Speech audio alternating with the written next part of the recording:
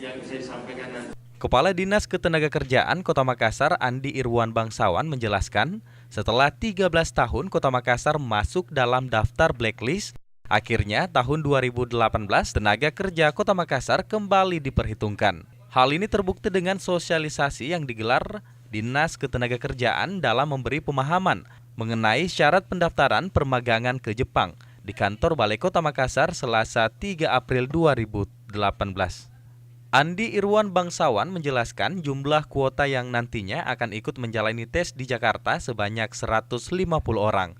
Selanjutnya akan kembali dipilih untuk lolos ke negara Jepang. Syarat peserta yakni pria dan wanita berusia 20 hingga 26 tahun saat mendaftar, memiliki KTP asli bukan surat domisili, sehat jasmani dan rohani, tidak memiliki tato, serta standar pendidikan tingkat SMA atau SMK sederajat. Pendaftaran dapat dilakukan langsung di kantor Dinas Ketenagakerjaan Kota Makassar di setiap kelurahan atau melalui website Disnaker Kota Makassar. Pendaftaran akan dibuka mulai 10 April mendatang. Kepercayaan itu terbentuk karena bahwa ternyata di Kota Makassar ini potensial dan memiliki masyarakat yang bisa bisa mengikuti program magang tersebut. Nah, kemudian kami memberikan keyakinan tersebut dalam artian bahwa komitmen kepala daerah.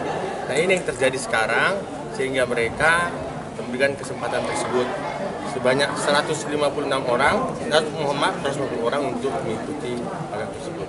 Diharapkan melalui program magang di Jepang, tenaga kerja Kota Makassar mampu meningkatkan kompetensi pemuda Indonesia di bidang industri, meningkatkan keterampilan kerja, menambah wawasan ilmu pengetahuan, serta meningkatkan etos kerja.